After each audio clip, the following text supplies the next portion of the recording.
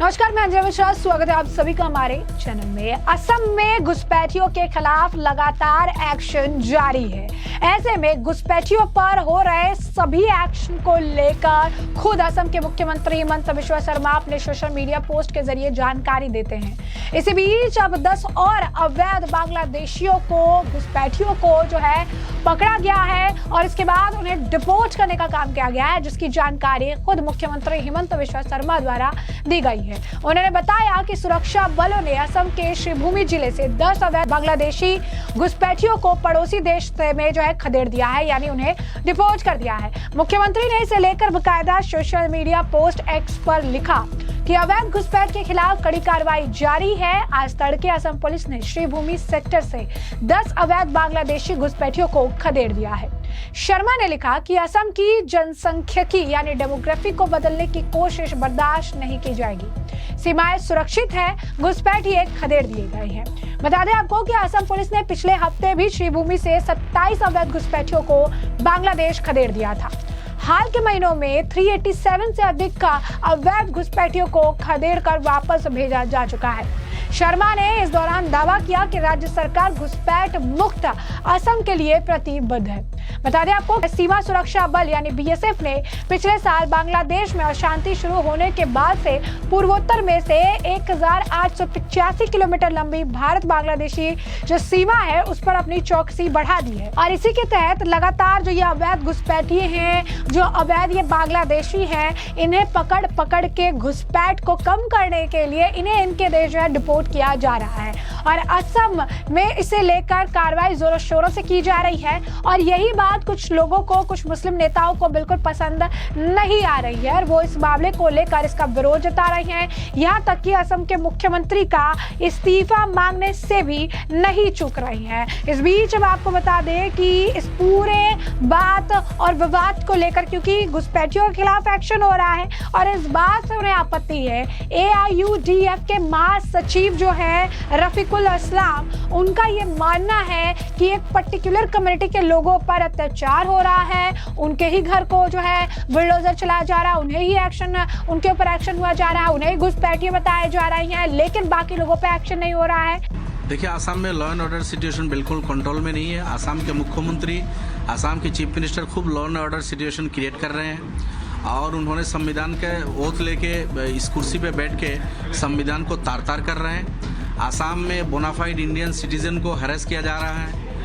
हजारों आदमी का बेघर कर दिया, उनके घर पे बुलडोजर चला दिया।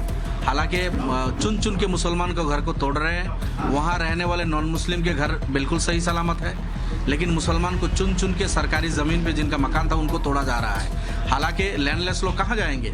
सरकार का रेस्पॉन्सिबिलिटी, सरकार की रेस्पॉन्सिबिलिटी यही थी कि ये जो लैंडलेस लोग हैं उनको रिहेबिलिटेट करते, उसके बाद अगर उस ज़मीन की ज़रूरत है उसको खाली कराते। लेकिन दुर्भाग्य की बात यह है, सिर्फ मुसलमान गाँव को टारगेट बना के, जो सरकारी ज़मीन पर सिर्फ मुसलमान नहीं है, इस बात को मैं क्लियर करता हूँ, आसाम में जो नॉन मुस्लिम भाई है वो भी सरकारी ज़मीन पे है।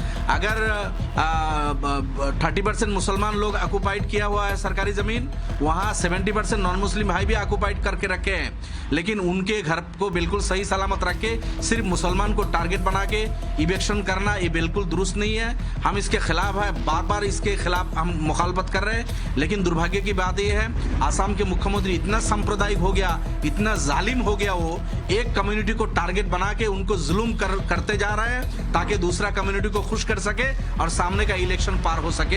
हम इसके मुखालफत करते हैं। इसीलिए और कुछ गुड्डों को उन्होंने खुद लगा दिया, जो बोनाफाइड इंडियन सिटीजन है, लॉयर असम के लोग हैं, अपर असम में जो मुसलमान काम के लिए गया, बिजनेस पर्पस गया, उनको वहां से भगाया जा रहा है, मारपीट किया जा रहा है, वो किराया पे मकानदार मालिक को हरेस किया जा रहा है, वहां से खाली किया जा रहा है। इस तरह के बराबर टर्चर कर रहे हैं और मुख्यमंत्री का मदद उन लोगों पे सर पे है। इसीलिए हमारा मांग ये है कि मुख्यमंत्री रिजाइन करे, आसाम में राष्ट्रपति शासन बलवत्त होना चाहिए।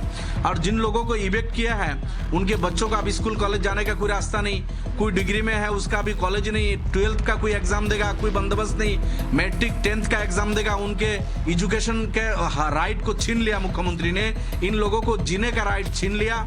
इसीलिए ऑनरेबल हाई कोर्ट और सुप्रीम कोर्ट से हम दरखास्त करते हैं कि आप सोमोटो केस लीजिए, इन लोगों का बोनाफाइड इंडियन सिटीजन आसामीज, गरीब लैंडलेस लोग जो सरकारी जमीन पे थे, इनके जीने का अधिकार छीन लिया, इनके बच्चों का पढ़ने का अधिकार छीन लिया, ह्यूमन राइट्स को तार-तार किया, वुमेन राइट्स को तार-तार किया।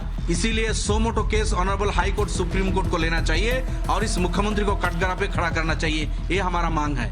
इस दौरान वो कह रही है कि असम में पूरी तरीके से सिस्टम चरमरा गया है। उनका कहना है कि असम के मुख्यमंत्री को इस्तीफा देना चाहिए। यही नहीं, वो तो ये भी कह रही हैं कि हम यहाँ पर SIR लागू नहीं होने देंगे। बिहार में लागू हुआ है, जल्दी असम में भी ये लेकर आएंगे, लेकिन हम नहीं चाहते हैं कि ये SIR असम में हो। जरा सुनिए क्या कुछ कहना है रफीकुल इस्लाम का। तीसरी बात यह है कि असम में SIR special intensive revision of voter list का जो काम है बिहार में अभी शुरू किया, असम में भी शुरू करने की तैयारी हो रही है।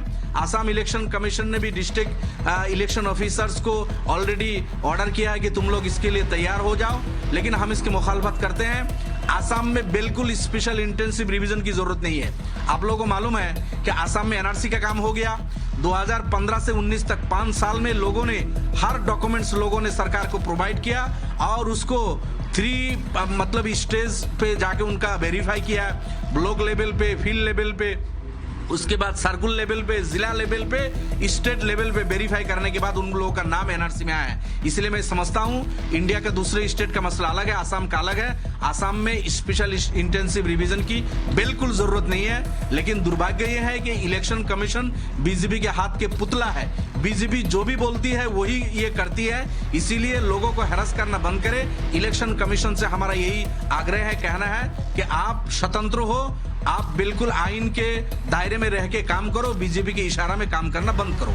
तो जैसा कि आपने रफीकुल इस्लाम को सुना, उन्होंने साफ तौर पर कहा कि असम के मुख्यमंत्री जो हैं वो सिर्फ बांग्लादेशी जो मुस्लिम्स है, जो मुस्लिम है पर्टिकुलरली, उनको टारगेट कर रही हैं और बाकी लोगों को छोड़ दे रही हैं। चुनाव से पहले जानबूझकर वोट बटोरने के लिए सब किया जा रहा है। वो जानबूझकर एक कम्युनिटी को खुश करने के लिए दूसरे कम्युनिटी के लोगों को परेशान कर रही हैं। उन्हें इस्तीफा दे देना चाहिए। उन्होंने NRC का जिक्र किया, कहा हमने तब डॉक्यूमेंट सबमिट किए थे, जो लोग भी हैं उन्होंने सबने डॉक्यूमेंट सबमिट किए हुए थे, अब ये SIR लेकर आ गए हैं। हम नहीं चाहते हैं कि असम में SIR हो, हमें नहीं चाहिए कि जो है बिहार के बाद अब असम में भी SIR लेकर आए।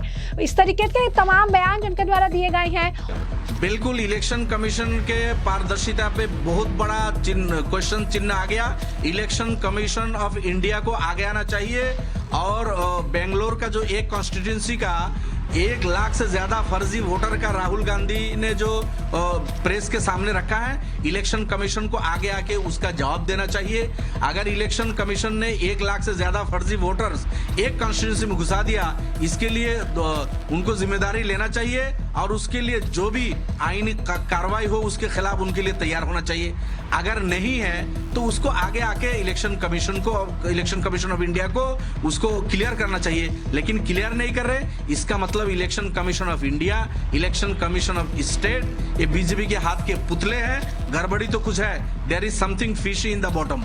उनका ये भी मानना है कि असम के मुख्यमंत्री जानबूझकर ऐसा कर रहे हैं, वो अपनी जिम्मेदारी नहीं निभा रहे हैं। आपको बता दें कि AIUDF के सचिव जो है रफीकुल इस्लाम, इन्होंने इससे पहले भी इसी तरीके के बयान दिए और हमेशा से वो हिमंता सरकार के किसी भी फैसले की सिर्फ और सिर्फ आलोचना करते नजर आए हैं और इस बार भी वो यही कर रहे हैं, क्योंकि लगातार हिमंता बिस्वा शर्मा की सरकार घुसपैठियों के खिलाफ एक्शन ले रही है और ये बात उन्हें पसंद नहीं आ रही है, क्योंकि जो अवैध तरह से यहाँ पर बस रहे हैं, अवैध रोहिंग्या है, अवैध बांग्लादेशी है जो यहाँ पर आकर बस गई हैं, जिससे एक बड़ा डेमोग्राफिकल चेंज देखने के लिए मिल रहा है। हाल फिलहाल में जो कई सारे इंसिडेंट हुए, कई सारे आपने देखा ऑपरेशन सिंदूर हुआ, उसके बाद उससे पहले जो है पहलगाम अटैक हुआ था, तमाम चीजें जो हुई उसके बाद से हर राज्य अपनी तरफ से सक्रिय हो चुका है। बॉर्डर पर भी सक्रियता देखने के लिए मिली है और इसके बाद इस तरीके के घुसपैठ को कम करने के लिए, क्योंकि ये एक तरह से नेशनल सिक्योरिटी थ्रेट में तब्दील हो रहा है, सारे तरीके के जो प्रिकॉशन से लिए जा रही हैं और इसी के मद्देनजर लगातार घुसपैठियों पर नकेल कसी जा रही है और घुसपैठियों को उनके देश जो है डिपोर्ट करने का काम किया जा रहा है। तो ऐसे में हमने आपको ये जो पूरा मामला है ये बड़े विस्तार से बताया कि ये पूरा मामला क्या है। आपने ये भी जाना कि कैसे 10 और बांग्लादेशियों को गिरफ्तार किया गया, उन्हें डिपोर्ट करने का काम किया गया है, उन्हें पकड़ा गया है और उन्हें खदेड़ दिया गया है उनके देश। तो वहीं इसी के साथ साथ आपने ये भी जाना कि कैसे अब इस फैसले से, यूं कहिए कि इस एक्शन से कुछ लोगों को काफी आपत्ति हो रही है, जिसमें AIUDF के महासचिव रफीकुल इस्लाम का नाम शामिल है, जो लगातार हिमंता बिश्वा सरकार पर तरह तरह के आरोप लगा रही हैं। तो ऐसे में अब इस पूरे मामले पर आपकी भी जो राय हो, हम कमेंट सेक्शन में कमेंट करके जरूर से जरूर साझा करिएगा। धन्यवाद।